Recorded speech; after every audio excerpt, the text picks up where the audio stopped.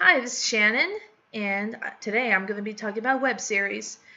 You might know me from my Tumblr, Greenstar910, or have seen my posts on Twitter.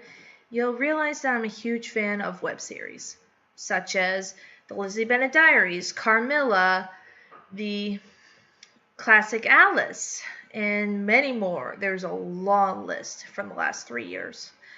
But yeah, no, just seeing like these modern adaptations of some of the best literature and books we've never read before or not that aware of, and to see them like turn on its head, it's pretty one of the coolest things I've seen. And it all started with this one. Lizzie Bennet Diaries, inspired by Pride and Prejudice by Jane Austen. This is what got me into the mix back on the 200th anniversary of Pride and Prejudice's publication date. So when that started happening, and I caught up real fast in one day,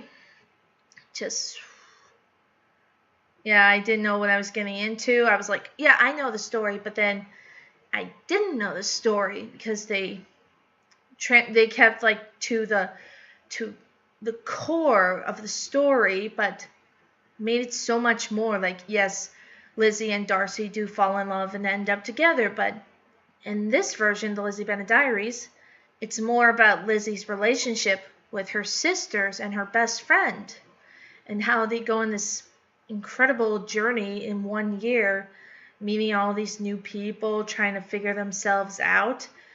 And there's spin-offs and everything. This is like transformed into its own little world. Like, you read it in the book, but then all of a sudden those words become so much more. And Ashley Clemens as Lizzie is like, so you want to give her a hug, and you're just like, you want to tell her to her face, like, honey, you cannot be doing these things, okay? Don't be quick to assume things or know everything. You know, we all make mistakes. And that's what Lizzie learns in the book and in the web series. And I wasn't a big fan of Lydia in the original book or the movie adaptations. She seemed a little too into herself. But in the web series,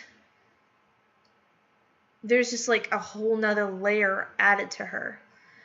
And Mary-Kate Wiles just like killed it in the show, and your heart can't help but break for her when you realize, she feels lonely being seen as a party animal when she just wants to hang out with her family, her sisters. And then she ends up finding comfort in the worst guy possible, like, to ever exist, George Wickham. Any version, we hate him. And what they did in the ending of that web series, what was the scandal for Lydia, you just want to hug her and wrap her up in the blanket and give her some nice hot soup and not have anything hurt her. And that was the biggest thing in the web series, was the character development between Lizzie and Lydia. Yeah, Darcy and Lizzie will fall in love and end up happily together. That's still a plot point in the web series, but it's more about the sisters and the best friend for Lizzie. You know, how Jane grows into a more confident woman, making her own path in life, and Lydia figuring herself out and slowly making her own, like, making good decisions and having a little more faith in herself and a more, like, stable support system via family and friends. And Charlotte kicking butt, owning her own company and telling it like it is, finding herself. It's more self-discovery in the Lizzie Bennet Diaries. And yes, we do love the drama llamas that occurs. So that's what got me into the whole web series spiel. And I can't remember specifically the order of how I got into the other ones, but Emma approved. That just like, Joanna is Emma. Yeah, she's a little more like not Emma, you're just like so infuriated by her, but she has good intentions.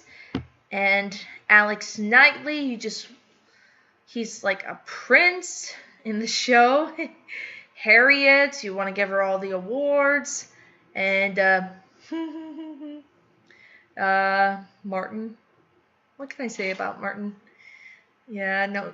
With each new web series, you tend to fall in love with all of these characters for all of their flaws, all of their perfections. It contradicts itself, but you just like they have good qualities and bad qualities, and that's just what makes them so enduring throughout these shows. So I want to highlight a couple that did come out this year or continued on or ended.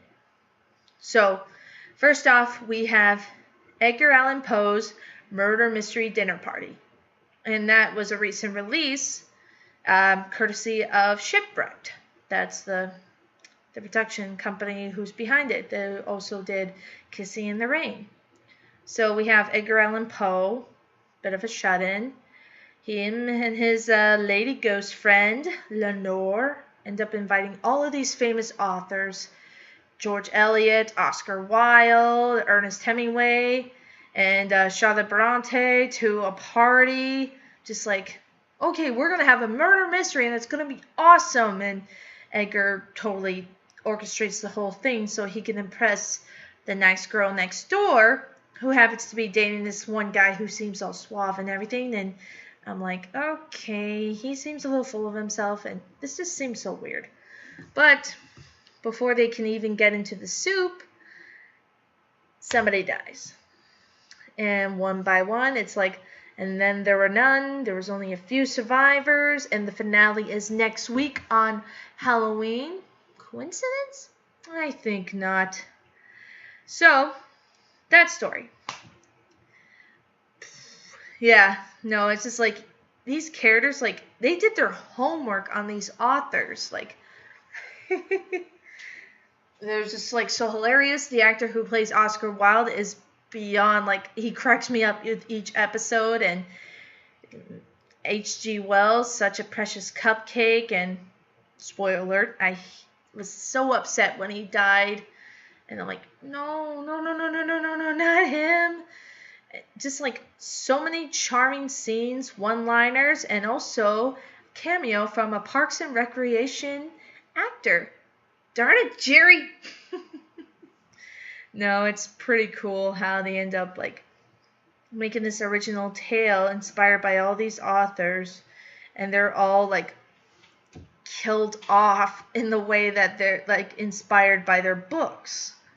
I mean, like, how much time did Sean and Cinna like went into these this story, this plot line, and just like I just like want to hang out with them for a day just to see like, okay, what's your inspiration? How'd you get into this?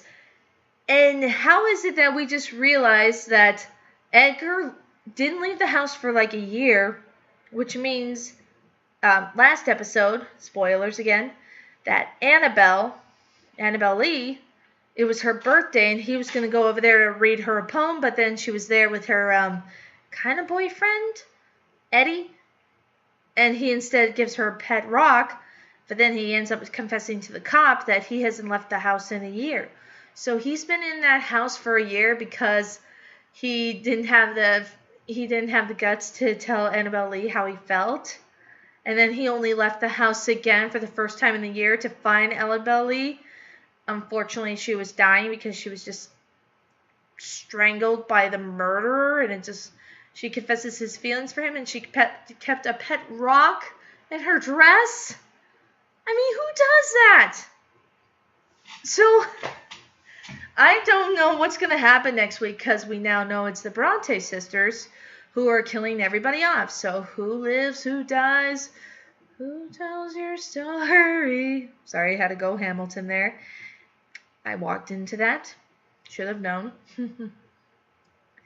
But yeah, no, that is check that out. Poe Party. #. It's just beyond hilarious and so a real treat to watch every week. It's gonna suck when it ends next week. Alright.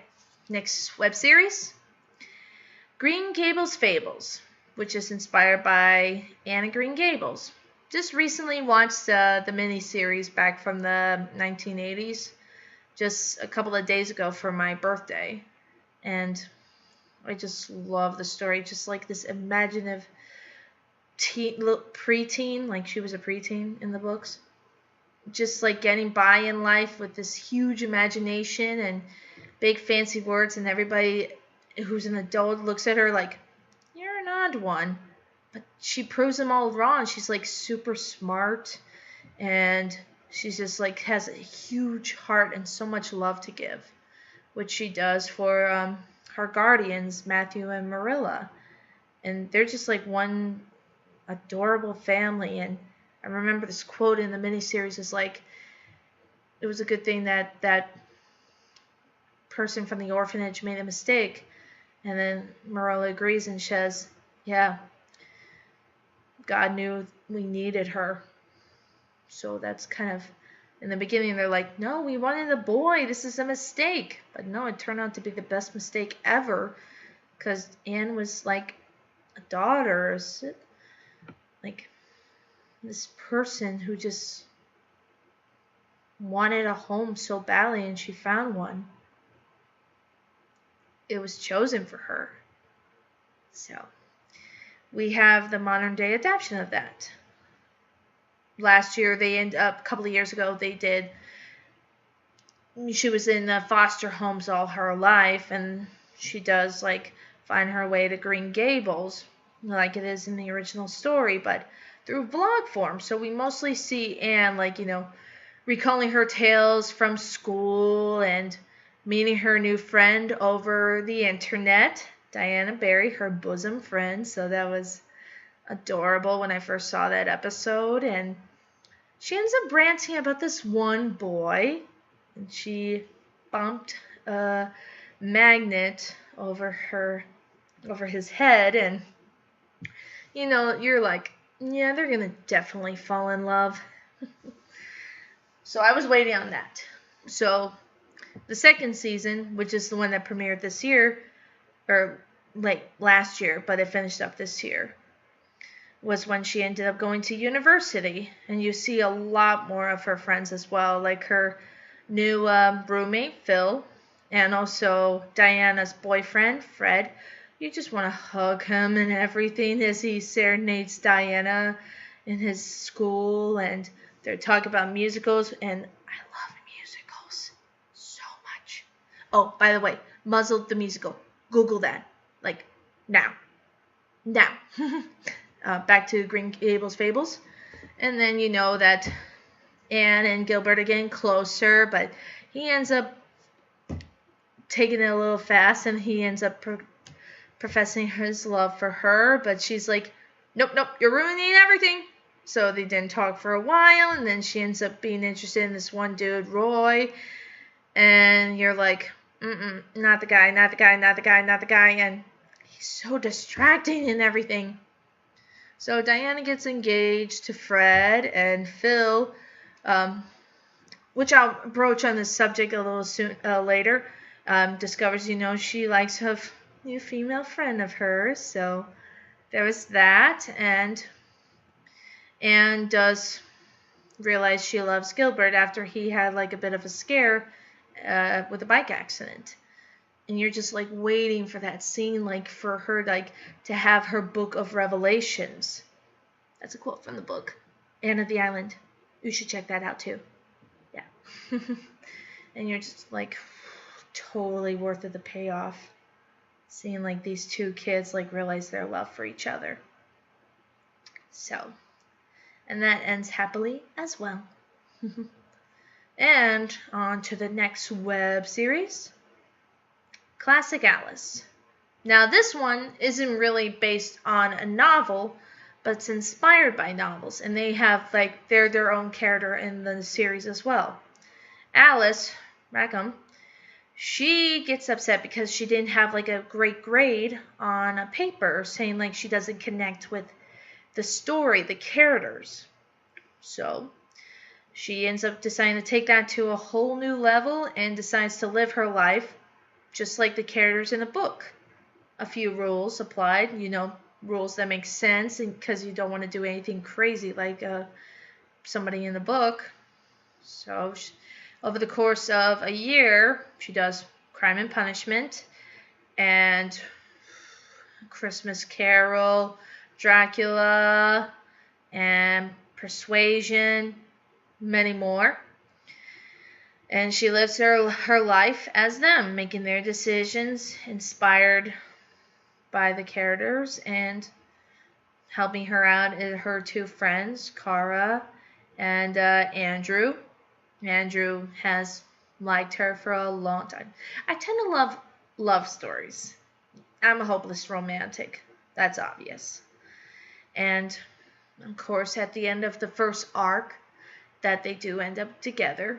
But Alice ends up taking it a little too far in the next arc, where she ends up making mistakes, ends up like she doesn't want Andrew to be too involved. And Andrew, he doesn't want Alice to be too into the story, be in the real world. I think that's part of the reason they say, "Are you here? I'm here." Because of that, because you can lose yourself in the story. And that's kind of what happens to Alice, and it's sort of quiet how her and Andrew broke up. It's not really a discussion that was had. It's just silent, okay, yep, they're finito. So she tends to make bad mistakes, and one of her decisions comes back to bite her in the butt, involving an ex of hers, who turns out to be a real tool. Ewan, yeah. So she does end up reading a new book, gets a dog, cute dog, slowly trying to put everything back together, making up with her friends, and beginning anew with Andrew. I won't tell you exactly as what, but yeah. That's the thing. With stories, you might lose yourself into them, you might get inspired to them, but they're there for inspiration. They are an escape from the real world, but ultimately, you write your own story. You have your own adventures. Like the Choose Your Adventure books when we were kids. Okay, you take one way, you're going to end up climbing a mountain, or you're going to fall into a muddy puddle. Not the best examples, but you get what I mean. But the thing about these stories is why do we remember them after hundreds of years? Why do we end up getting newer copies and have old copies for the next generation and the next and the next? Because they're timeless, the lessons of them. Okay, some lessons don't make sense, but a lot of them do. And how we are, because with the words, they'll not die. They won't. The Pantheon University. That is inspired by the Greek gods. And that's been around forever. And, just seeing these gods who are as dysfunctional as humans are, a lot relatable to. And some of them are the worst. The gods some of them are the worst. But then, put them in college. You have Zeus, who is a bit of he tends to be interested in everybody. And Hera doesn't like that, but she does make better decisions later.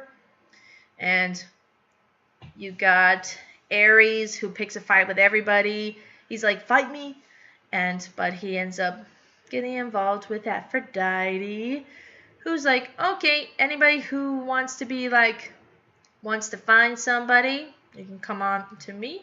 And Hephaestus and Poseidon is into himself, he's I am the king of the swimming pool. And I'm going all over the place right now, but that is a good one too. And those guys are also behind, the writers of the show are also behind Wavejack, a radio-inspired vlog, and Jules and Monty, which is inspired by Romeo and Juliet. That broke my heart.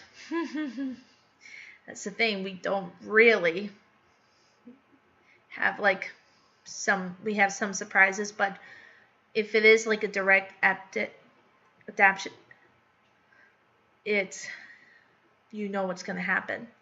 Like, what's the ending and everything. You're just like, okay, I know what happens in the book, but I hope it's different. Usually it isn't. Yeah, Frankenstein MD continues to be the most depressing ending of a web series. Depressing. Broke my heart. I was like, nope, no, please. All right, but back to classic Alice. Alice had to realize that she couldn't live her life on the page, like by point on point, like every byline. No, she had to like put it away and take a chance herself on her relationships, her life, her decisions, what she wants to do with her life. She had a binder on what she wanted to do and everything. Everybody does, like, have like some sort of list, like a bucket list of, okay, this is how I'm going to do this and everything. Like, where would I be in 5 years? But not a lot of it can be planned. You have to figure out your own footing. I know I still am. Good place right now, but there's still a couple of things I want to do first. And I am writing my own page. And this is just one of my chapters. And now we're going to get into Carmilla. You might notice I am a big fan of this one. This one has probably made a deep impact in my life. Bigger than a lot of shows or movies I have gotten into, more than I realize. And the thing is like the representation, because we live in a world that everybody is not able to be who they want to be, or they haven't discovered that part of themselves yet. And in this web series, it's like, it is totally normal. Like, you love who you love. Love is love. Lin-Manuel Miranda said that. And that's true. Even it's like, yeah. Funny thing is, I went to Toronto a little over a month ago to meet the people behind Carmilla and Winona Earp. That's a television show, but that's like a huge deal for me too. Like, these stories, they like affect, that's the beautiful thing about stories. They like affect people's lives in good ways. Like, Carmilla, the biggest thing behind that is like, it inspires you to be who you want to be. And that's a great community called the Cream Puffs, you know, banded together around that. And that's pretty cool. And I got to meet a lot of wonderful people over there in Toronto. And I got to meet the cast and got to talk about them, about a variety of things. Minnesota, which is where I'm from, and their characters and names, and just so cool to meet them. I'm excited about your storylines, all of it, and that they were like very surprised to hear that I came from America to see the panel, to learn more about the show. It just ended its third season, but there is a movie confirmed, and that's pretty cool. That there will be a continuation of the story, this world. And supernatural. And I was, to be honest, I was like, is this going to be like Twilight? I admit, I was a Twilight fan. Back in 2008, someone recommended it to me, and I'm like, okay, these are really good books and everything. I watched the movies, But then, years went by and you're like, okay, I see a couple of flaws, big flaws, but I don't regret that phase. That was a fun phase. But then Carmilla, that was better than Twilight. Better writing, better acting, better story line, and the cast. Oh, the cast. I could just talk about them forever. They bring these characters to life, and they just like continue to grow. And like, extra props to like the cast this year for this final season, because they just like they gave it their all, especially Elise Bauman, who plays our main hero, Laura, and Natasha Nicovanlis, who plays Carmilla, and Annie Briggs, who plays this year the villain, the Dean, and Lola Perry, who is like one of Laura's friends before she got possessed by evil. They just like knocked it out of the park with their scenes. And yeah, I ended up learning a few new things too because of this show. Like I ended up learning about sexuality and gender through the show. Like I grew up in a small town and they didn't really talk about that stuff. So I ended up learning about non-binary. And Caitlin Alexander is one of the sweetest people in the universe. They're like super sweet, and it was pretty cool how they were able to, they found a part of themselves through the show. Kudos to them. And the love story. As I've said, I am a hopeless romantic, and what drew me in was the love story between Laura and Carmilla, of these two girls who are completely different but yet similar. Huge difference is that Laura is a human and Carmilla is a vampire, and they butted heads in the beginning. They were roommates. They just didn't want to hang out together, and Carmilla was working for her mother, the villain, the Dean, and Laura was trying to find her lost friend. Finds out there's an anglerfish god in the bottom of a pit, and kidnapped girls and vampires, and then she finds out she realizes she has a crush on a vampire, and it just like continued on until you realize like their scenes this year seem so much special, like more intimate.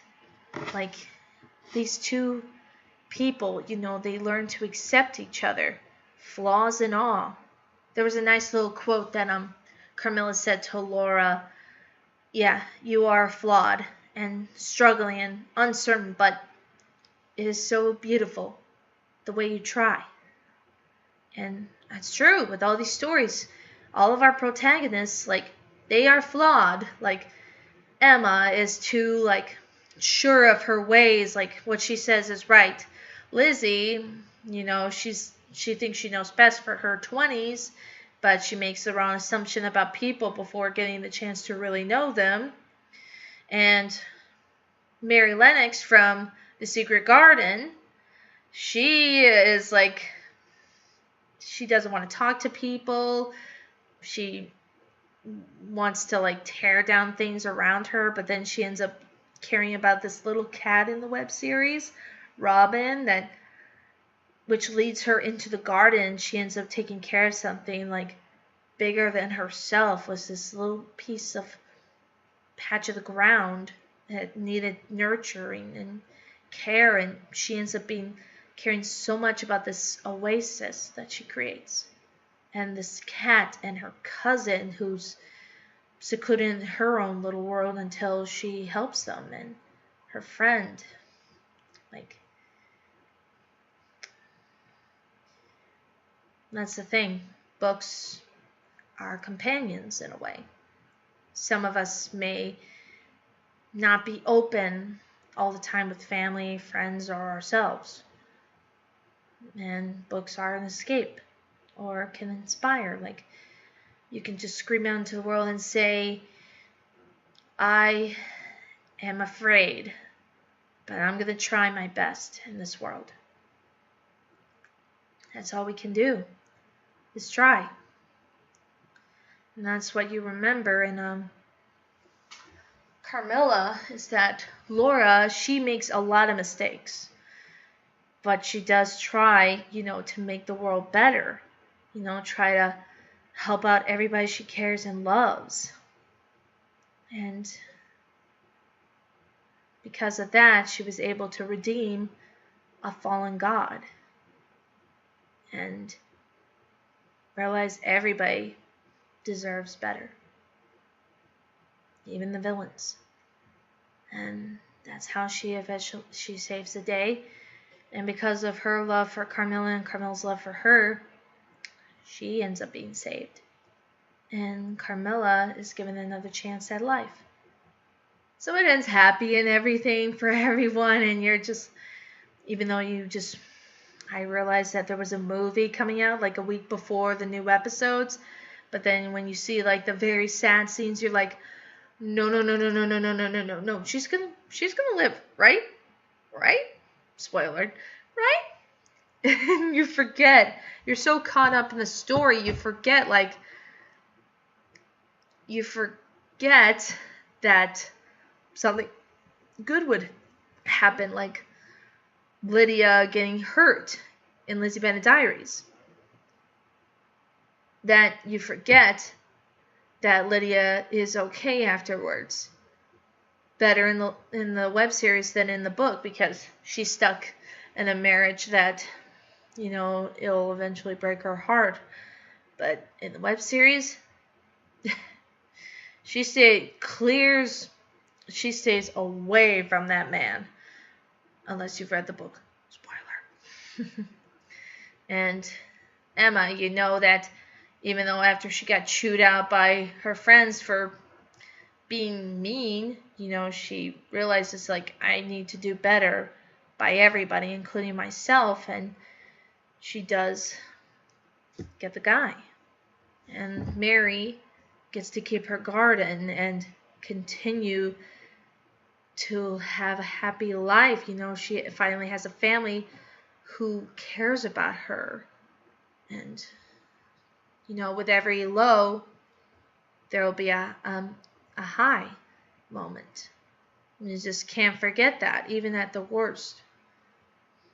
Sometimes it is hard for somebody to forget there is a sunrise, a bright star,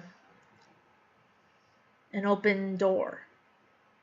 That we do sometimes get lost in our own bad moments.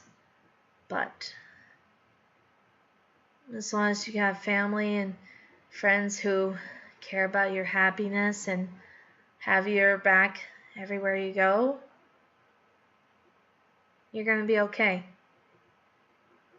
So, I guess what I'm saying with this web series, with all of them, is that these characters, they are fictional, but they're inspired by our own dreams, our own hopes, our own bad moments, our good moments, our nightmares that we can endure. Even if it sometimes feels like we can't win, we can. The thing is not to give up, to always try. And that's what I love about watching these shows, is that you get to see these characters grow and learn from their mistakes. And you can't help but love them for all that they do. Yes, some of them have made major mistakes, but you gotta remember, it is a web series, videos, fiction, but you can't help but love them. So, that's been my little chat about web series. I hoped you guys liked it. And if you wish for me to talk about a specific web series in more detail, or a movie or film, please send me a message on Twitter or Tumblr at greenstar910. Tumblr, or my Twitter at Shannon Tinberg. Thank you for watching, and I hope you enjoyed it, and If you like this video, go ahead and like it, and you can subscribe down here, I think. And thank you. Bye.